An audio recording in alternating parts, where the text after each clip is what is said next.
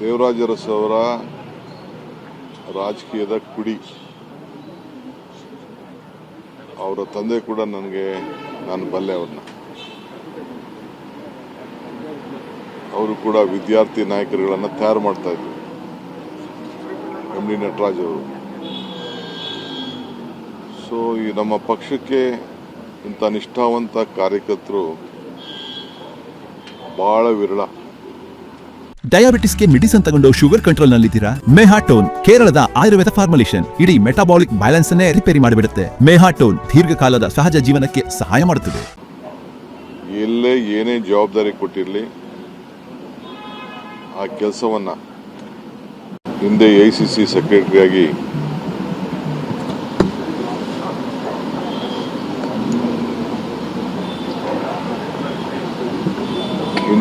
ಸೆಕ್ರೆಟರಿಯಾಗಿ ಕೂಡ ರಾಹುಲ್ ಗಾಂಧಿ ಅವರಿಗೆ ಅಸಿಸ್ಟ್ ಮಾಡ್ತಾ ಇದ್ರು.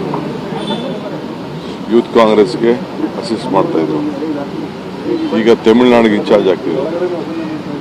ನಮ್ಮ ಗ್ಯಾರಂಟಿ ಸಮಿತಿಗೆ ಉಪಾಧ್ಯಕ್ಷರಾಗಿ ಕ್ಯಾಬಿನೆಟ್ ಸ್ಟೇಟ್ ಮಿನಿಸ್ಟರ್ ಸ್ಟೇಟಸ್ನಲ್ಲಿ ಸಂಘಟನೆ ಮಾಡ್ತಾ ಇದ್ರು.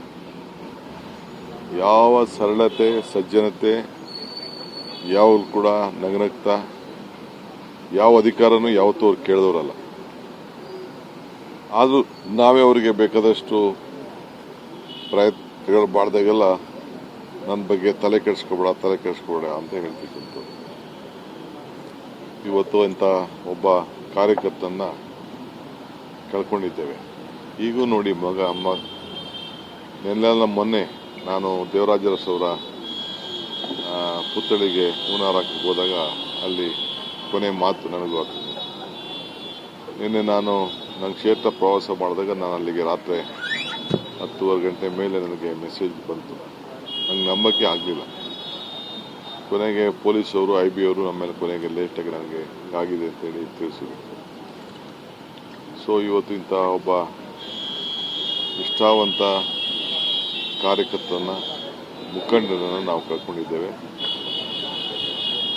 ಮಕ್ಕಳು, ಅವರ ಕುಟುಂಬ,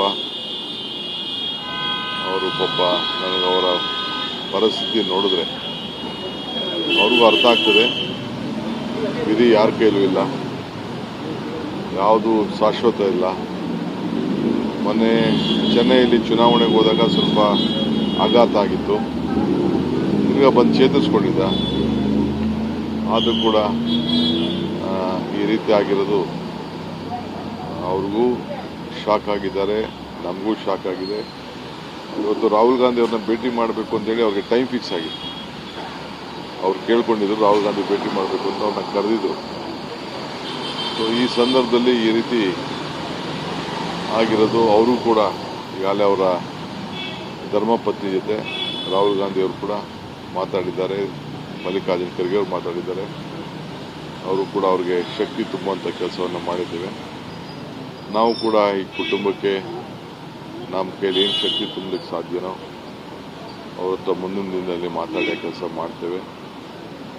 ಈ ದೇಶಕ್ಕೆ, ಈ ನಮ್ಮ ರಾಜ್ಯಕ್ಕೆ ಭೂ ಸುಧಾರಣೆಯಲ್ಲಿ ಮತ್ತು ಎಲ್ಲ ನಾಯಕರುಗಳನ್ನು, ಏನು ಹೊಸ ನಾಯಕರುಗಳನ್ನು ದೇವರಾಜ ಅರಸರು ತಯಾರು ಮಾಡ್ತಾಯಿದ್ರು, ಆ ನಾಯಕರ ಪ್ರಯೋಗಶಾಲೆ ದೇವರಾಜ ಅರಸು.